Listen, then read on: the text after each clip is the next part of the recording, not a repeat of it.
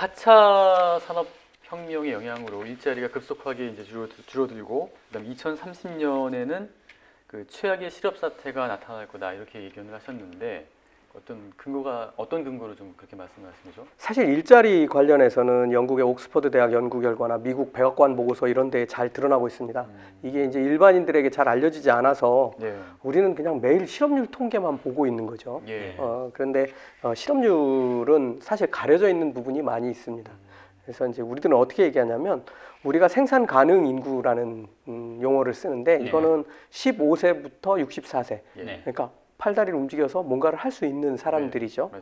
이 생산 가능 인구 중에서 일하지 않는 사람들을 한번 따져봐야 됩니다. 예를 들면 뭐 주부, 학생, 실업자 이런 걸 총 합산하면 2019년 말을 기준으로 보면 이게 정확한 통계는 안 나오지만 24.5% 정도 됩니다. 4분의 1쯤 되네요. 4명 중에 1명이 뭐 주부이거나 일하지 않는 사람들인 거예요. 그런데 그 중에서 이 24.5%가 30%도 아니고 약간 더 올라간 거를 지금 우리가 코로나19로 지금 보고 있는 겁니다.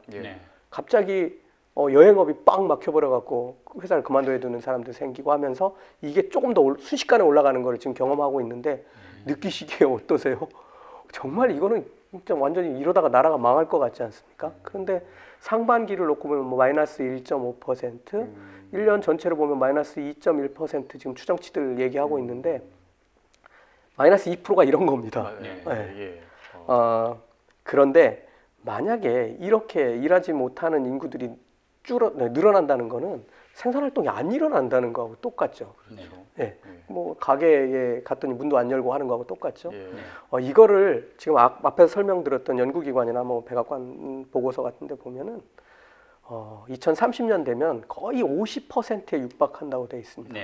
그래서 미국은 지금 일자리 전쟁을 하는 겁니다. 다른 나라의 일자리를 뺏기지 않기 위해서. 예를 들면 우리나라 기업이 미국에 가서 공장을 만들면 이게 누구 일자리인지 아십니까? 미국 사람 일자리입니다. 그렇죠. 이거 우리나라에 지어야 우리나라 일자리가 됩니다. 지금 우리나라는 이 게임에서 지금 지고 있어요. 완전히 밀리고 있습니다. 그래서 어쨌든 여기에서도 우리가 이길 수 있도록 좀 해야 되고 또 대기업들도 사실은 자국에 공장을 건설해야 되는데 할 여건들은 또 갖춰지고 있습니다. 뭐냐면 옛날엔 인건비가 중요했잖아요. 근데 자동화된 공장들을 이제 짓기 때문에 인건비가 덜 중요해지는 겁니다. 대신 이 물건을 사줄 시장이라든가 또 하나 중요한 게 있습니다. 그게 뭐냐면 이 로봇을 움직이는 에너지입니다. 전기. 에너지 가격입니다. 에너지 가격이 이제 비싼 나라는 이제 제품 가격이 올라가서 경쟁력을 또 잃게 됩니다. 그럼 원전을 계속 유지를 해야겠네요. 에너지 가격을 싸게 쓰려면은. 아니 그러니까 이제 일자리가 줄어드는 현상은 설명하셨는데 이 일자리가 이제 말하자면 코로나 원인도 있지만은 2030년 또 계속 급속하게 줄어드는 이유가 뭐냐? 그걸 이제 질문드리는 제가 말씀드린 거에 내용이 있는데 그걸 좀 더 설명을 드리겠습니다. 제가 예로 우리 애플에서 그 조립을 외주하는 회사들이 대만에 두 회사가 있습니다. 폭스콘하고 페가트론이라는 회사인데 얘네들이 뭐 거의 중국에다가 공장을 뭐 여기저기 잔뜩 지어서 거기서 조립 공장을 운영하고 있고 거기서는 사람이 직접 조립합니다. 뭐 얼마 전까지만 해도 여러 가지 뭐 혹독한 그런 근로 환경들이 문제가 된 적들이 많이 있었는데 아이폰 말씀이죠. 그런데 문제는 뭐냐면은 이렇게 하다 보니까 이제 그 사람에 의해서 모든 거를 다 해야 되는 이제 이런 문제가 생겨요. 그리고 애플이 신제품을 낼 때마다 주문량이 들쑥날쑥하는 거예요. 그러면 100만 명 고용하고 있는 데서 70만 명만 이번에는 써야 되거나 또는 120만 명으로 확 늘려야 되거나 이게 쉽지가 않은 거예요. 회사가 조립량도 문제지만 거기에 따른 인력 수급하는 게 보통 문제가 아닌 거예요. 그래서 여기 두 회사는 이미 한참 전부터 조립 로봇을 깔기 시작했습니다. 그래서 로봇이 조립을 합니다. 그렇게 해서 2025년이 되면은 10%만 남기고 전부 다 해고하겠다고 그랬습니다. 얘는 90%를 해고한다?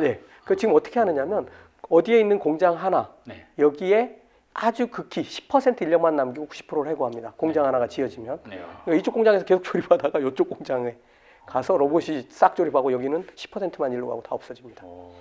이런 일들이 지금 모든 곳에서 다 벌어지고 있습니다. 지금 제가 공장 하나를 예로 들어드렸는데 이게 이제 신발 공장도 그렇게 될 거고 옷 만드는 공장, 우리나라는 김치 공장도 지금 그렇게 되는 회사들이 있습니다. 아, 김치 공장도 잘 사람이 안 만듭니다. 김치를 다 속 넣어야 되잖아요. 근데. 기계가 더 잘 넣습니다. 손맛인데. 정확한 양이 들어갑니다. 기계로 넣으면. 배합을 정확하게 한다. 어쨌든 김치 공장에도 로봇이 들어가는 수준까지 갔고요. 아까 앞에서 좀 설명드렸다시피 서비스업들도 다 그러고 공항에 가도 로봇들이 돌아다니고 기계로 발권하고 뭐 다 하지 않습니까? 이게 이제 병원으로도 가고 뭐 모든 곳이 다 이렇게 되죠. 과거 사례를 보면은 좀 이제 그래도 희망을 좀 이렇게 걸어보는 게 과거에도 세 차례 뭐 산업혁명이 있었지만은 그래도 일자리가 없어질 거라고 우려는 했지만은 실제로는 일자리가 더 많이 새로운 일자리가 많이 생기지 않았습니까? 그렇죠. 근데 이번에 굉장히 좀 너무 다르게 보시는 것 같은데 좀 비관론이 아닌가. 뭐 비관적이라고도 할 수 있는데 뭐 최악을 상정하는 게 나쁘진 않다고 보고요. 그 내용들을 제가 설명드릴게요. 1750년대 산업혁명이 뭔지를 한번 잘 들여다봐야 됩니다. 이 산업혁명은 이전은 사람들이 자기 힘, 인력과 동물의 힘, 소가 쟁기를 끌게 하거나 말이 말 타고 움직이듯이 인력과 충력만을 거의 대부분 썼어요. 그런데 석탄이든 석유든 이런 것들을 대규모로 캐서 에너지를 쓰기 시작한 혁명이 산업혁명입니다. 이거는 결국 에너지 혁명이 일어나면서 대량 생산 혁명이 일어난 거예요. 옛날에는 신발을 2개 갖고 싶어도 생산하는 게 불가능하고 그걸 사서 경제가 안 돌아가죠. 그렇기 때문에 이건 그렇게 쓸 수가 없었던 거죠. 그런데 뭐 방직 공장 만들어지고 신발 공장 만들어지고 뭐 다른 공장들이 계속 만들어지면서 대량 생산이 시작됐고 뭐 옷이 뭐 옛날에는 뭐 봄에 입던 거 여름에도 입고 겨울에도 입었는데 그렇게 하지 않고 뭐 봄, 여름, 가을, 겨울 구분해서 입고 할 수 있는, 그러니까 한 사람이 소비하는 양이 확 늘어나기 시작한 겁니다. 이거를 경제가 성장한다는 거고 일자리가 만들어진다고 얘기를 합니다. 예를 들어서 사과를 하나 더 생산하려고 하면은 농부가 또 그만큼 더 투입이 돼야 되니까 농부 일자리가 생기는 거지 않습니까? 뭐 공업 제품도 다 마찬가지고요. 이렇게 대량 생산이 대량 소비를 키웠고 결정적으로 기여한 게 하나 더 있습니다. 그게 뭐냐면 새로운 제품들이 계속 만들어지는 것과 인구의 증가입니다. 인구 증가. 인구가 1650년에 5.5억 명이었습니다. 전 세계 인구가. 지금 얼마인지 아십니까? 2020년에 77억 명입니다. 14배 늘었습니다.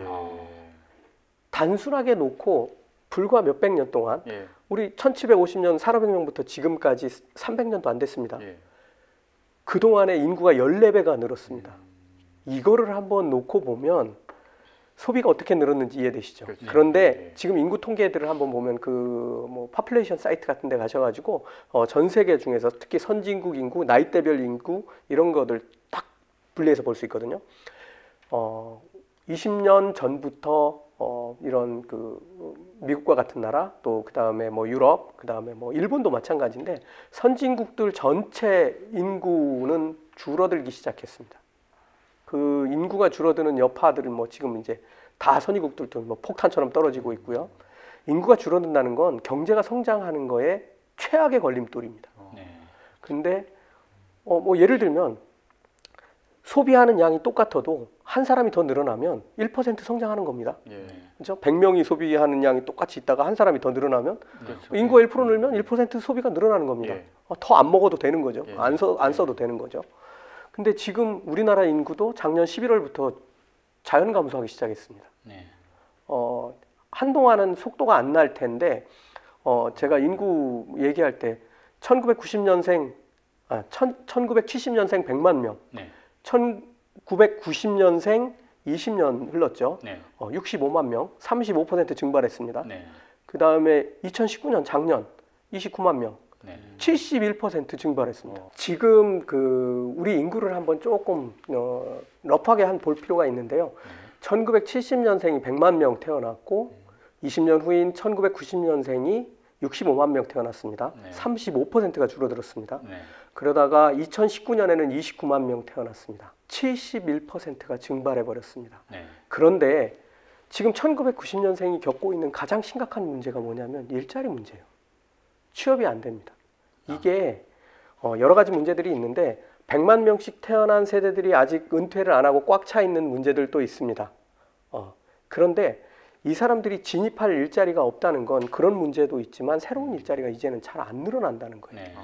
미국 같은 경우는 일자리의 숫자가 한 3만 개 이상으로 잘 분화되어 있습니다. 그런데 우리는 그렇지 못해. 거의 절반 조금 넘는 수준 뭐 이 정도이기 때문에. 일자리 종류, 직업 종류 말씀이죠. 그렇습니다. 그래서 얘네들이 진입할 직업 종류도 많지 않은 데다가 자리 자체가 없고 지금은 그 일자리를 기계가, 로봇이, 컴퓨터가 다 뺏어가고 있습니다.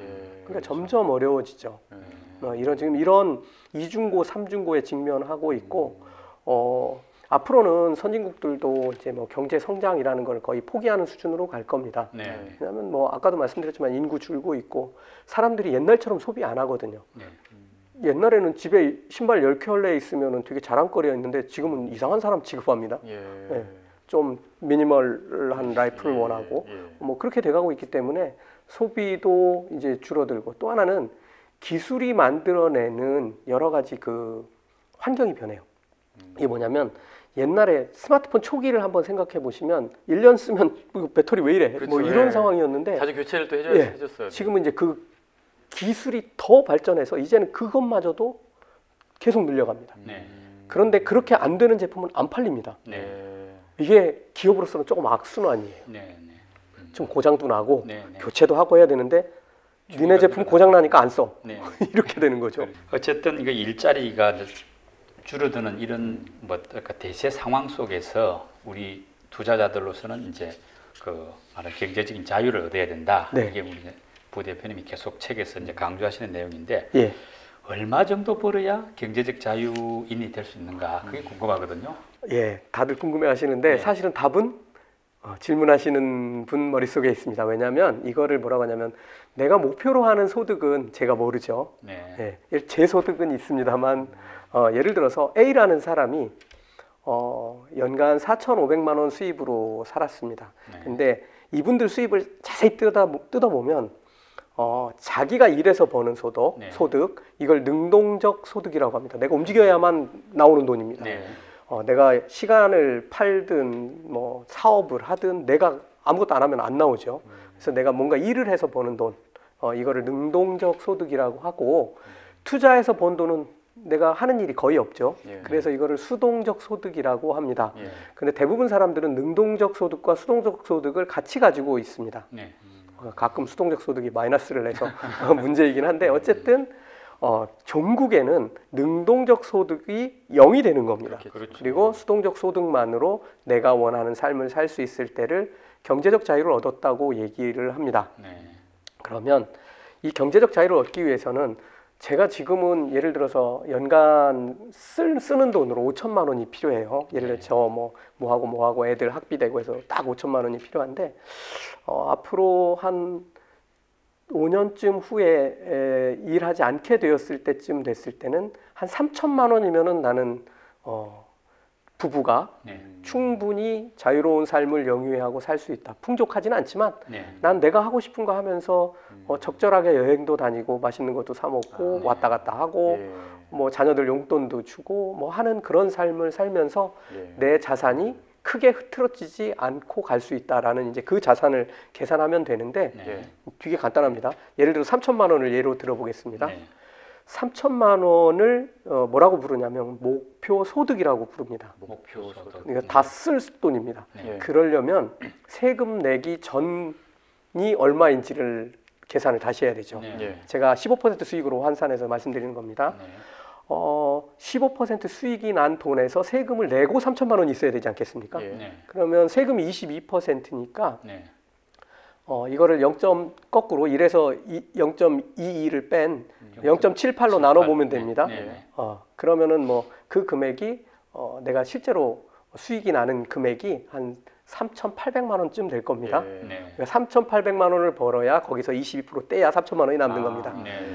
그렇게 하면 3,800을 벌어야 되는데 이거를 연평균 15% 수익으로 확보하려고 하면 간단합니다. 그걸 다시 0.15로 나눠주면 됩니다. 0.15로 나누면 금액이 얼마 정도 나올 거냐면 2억 5천 뭐 한 600만 원 나올 것 같습니다. 생각보다 조금이죠. 사실 그게 정상입니다. 2억 5천 6백만 원을 투자하면은 세금 떼고 제외하고 3천만 원의 목표 소득을 얻을 수 있다. 예. 그런데 제가 아까 이 방법은 원금이 정체하는 방법입니다. 그렇죠.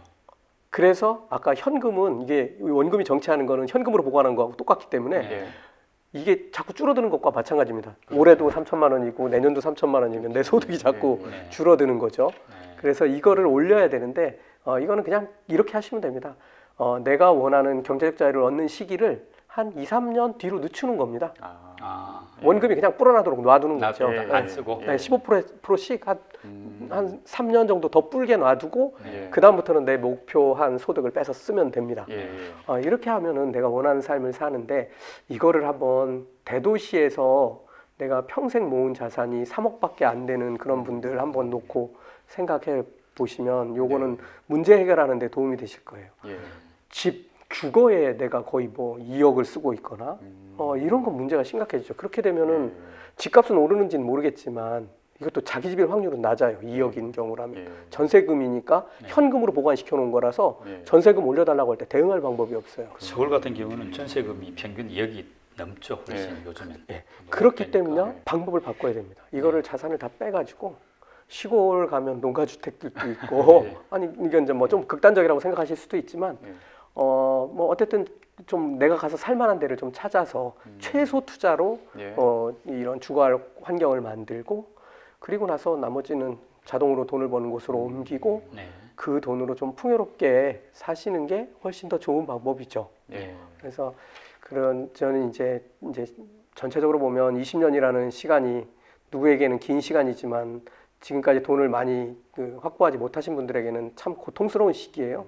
그래서 한번 지금에라도 내 자산 포트폴리오를 한번 다시 점검하고 좀 삶을 바꿔보는 게 좋겠고 젊은 청년들이라면 아까도 말씀드렸지만 테슬라로 돈 버는 방법도 있지만 시간에 투자해서 안정적으로 계속 높은 수익이 나오는 곳으로 그냥 딱 맡겨두고 시간이 40년 또는 30년, 20년 흘렀을 때 크게 목돈을 받아서 정말 내가 그때가 되면 돈은 시간이기 때문에 나한테 시간을 벌어줘요. 그래서 그때쯤 되면 자유인이니까 하고 싶은 거 한 번밖에 없는 삶 지금 즐기지 마시고 뭐 지금도 중요하지만 조금 순서를 바꿔서 해보는 것도 좋은 방법이라고 생각돼요. 지금 말씀을 하셨는데 연령대별로 나눠가지고 20, 30대, 뭐 40대, 50대 그런 식으로 좀 전략을 갖다가 굳이 구분을 한다면은 저 20, 30대는 이런 문제들이 있어요. 시간 이것도 돈이긴 한데 시간이 많은 반면에 수입이 적어요. 그리고 무지무지 활동적이잖아요. 대개 보면 우리 회사도 젊은 친구들 보면 월급날을 기다리고 있는데 그 기다리는 거는 본인이 아니고 은행이나 카드사가 기다리고 있어요. 그래서 이거는 안 됩니다. 근데 이런 삶은 정말 안 되고 그렇게 하지 마시고 할 수 있는 한 최대로 빨리 이렇게 그 종잣돈을 만드는 데 넣으시고 사실은 그게 잘 안 되니까 더 높은 고수익을 내는 곳으로 돈을 이동시키려고 하는데 그 돈 투자하시는 분들 보면은 테슬라 뭐 이런 거 산 거 젊은 사람들도 많이 있지만 그분들이 산 거는 요만큼이에요. 그 주식 산 사람들은 다 단위가 엄청납니다. 그러니까 이게 뭐 모든 사람이 그렇게 투자하고 있지 않다는 사실을 좀 아시고 조금 더 안정적이고 왜냐하면 나한테 시간이 있기 때문에 얘가 안정적으로 버티기만 하면은 큰 돈이 되는 거죠.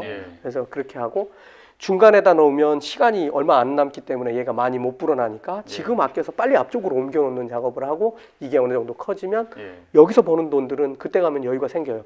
예를 들면 20대에 받는 연봉하고 35세에 받는 연봉하고 40세에 받는 연봉이 다르죠.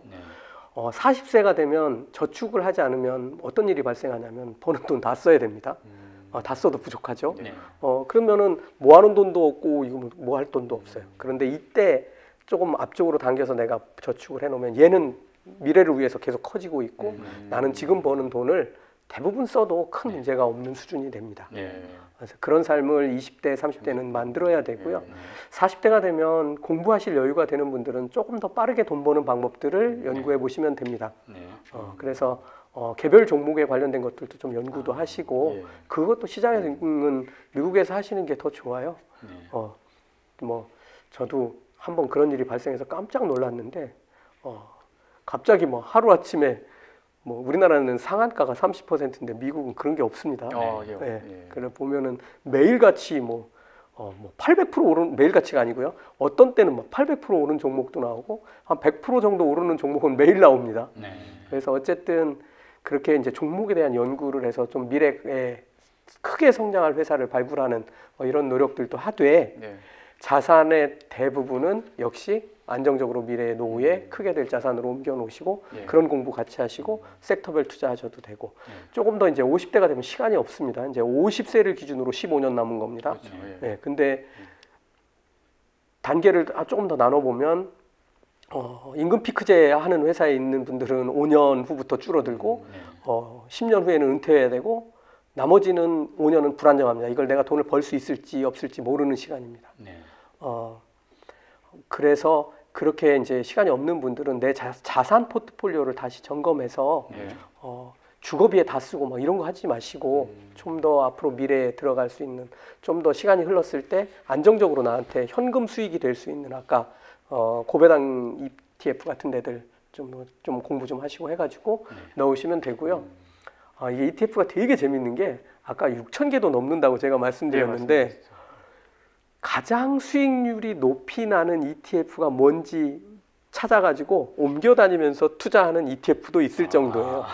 그러니까 이거는 뭐 제가 다 설명해달라고 하면 저는 정말 할 수가 없고 그렇게 하지 마시고 한번 찾아보시면 재밌는 것들이 많이 있습니다. 방금 그 이제 40대 특히 이후에 빠르게 돈을 버는 즉 금융 공부를 해야 된다 말씀을 하셨는데 그런 측면에서 우리 부대표님이 보시기에 어떻게 해야 금융 공부를 좀 더 단단히 하고 좋을 것인지 하나 나름의 노하우 한번 설명해 주시죠. 사실 금융은 뭐 큰 거는 없습니다. 이 금융 이게 이제 돈이라는 측면하고 뭐 같은 거라고 보시겠지만 금융 시스템이라는 거하고 조금 다릅니다. 우리가 돈을 벌려면 지금 금융 시스템에 넣어서 돈을 버는 건데 아까 이제 그래서 이제 돈을 보관하는 여러 가지 방법들을 제가 말씀드렸고요. 40대이신 분들은 제가 볼 때는 여러 가지 방법 중에서 미국 시장에 대한 공부를 좀 하시면 돼요. 저는 한 달 정도 공부하면 어느 정도 이제 깨기 시작할 수 있다고 봅니다. 근데 문제는 미국 시장이 밤에 열린다는 데 문제가 있어요. 근데 어쨌든 지금 아직 처음 아무것도 안 하신 분들이라도 뭐 지금 증권회사 같은 데 가셔서 미국 투자를 하려면 어떻게 해야 됩니까? 라고 물으세요. 그러면 거기서 친절하게 안내해 주실 거고 그러면 뭐 이런 거 통장 개설하시고 그 다음에 이쪽으로 송금할 땐 이렇게 하고 애플리케이션은 이렇게 깔아서 활용하고 인증서 이렇게 쓰고 그 다음에 환전은 이렇게 하고 그 다음에 주식을 매수하고 매도하는 방법은 이런 게 있습니다라고 공부를 뭐 한 30분 하시면 될 거고요. 그걸로 처음부터 투자하지 않으셔도 됩니다. 처음에는 제가 기본적으로 알려드린 종목들이 대표적이기 때문에 뭐 나중에 가도 크게 변할 건 없습니다만 그런 종목들에 월급을 한번 넣어놓으시고 한 달, 두 달, 1년 정도 한번 보시면 생각이 확 바뀝니다. 아, 왜 이걸 내가 진작 몰랐을까? 딱 이렇게 됩니다. 그렇게 공부를 하시고 시장 전체가 돌아가는 걸 알려면 시간이 흘러서 시장에 대한 해설 뭐 이런 것들을 계속 하루에 조금씩 보시면 뭐 아주 좋습니다. 사실은 저희 회사에서도 왓머니라는 채널을 운영하고 있는데 이건 진짜 공짜로 미국 시장에 대한 정보를 지금 저희들이 제공하고 있습니다. 왓머니. 왓머니. 여기 그냥 회원가입만 하시면 매일같이 들어오는 시장 정보, 실시간 정보들 다 볼 수 있게 해드렸어요. 이거 뭐 저희가 돈 생각하지 않고 열심히 돈 쓰고 있는데 미국 현지에 있는 똑똑한 분들이 있어요. 그분들이 전체 콘텐츠에 반쯤 올려주시고요. 이 우리나라의 이 미국 주식에서 좀 투자해서 저처럼 똑같은 생각을 하는 많은 고수들이 있습니다. 이분들이 또 종목 분석이라든가 ETF 분석한 자료들을 사이트에 계속 올려주고 있습니다. 그렇게 공부하셔서 어쩔 수 없습니다. 돈은 빨리 불어나지 않습니다. 부자는 천천히 됩니다. 되어가는 것이지 일확천금으로 되는 게 아니니까 된다 하더라도 모든 사람에게 해당하는 말도 아니고요. 그러니까 시간에 투자하셔가지고 좀 잘 전략을 세우시면 좋을 것 같습니다. 부자는 천천히 된다. 오늘 마지막 말씀하신 그 내용이 가장 좀 이렇게 마지막에 인상이 깊은데요. 어떻게 투자 전략을 세워야 할지 시청자 여러분들 나름대로 그 기준이 섰을 거라고 생각합니다. 그 돈과 자본주의 시스템의 비밀 그리고 부자가 되는 비법을 알기 쉽게 설명해 주신 조병학 대표님 감사드립니다. 수고하셨습니다. 고맙습니다. 네.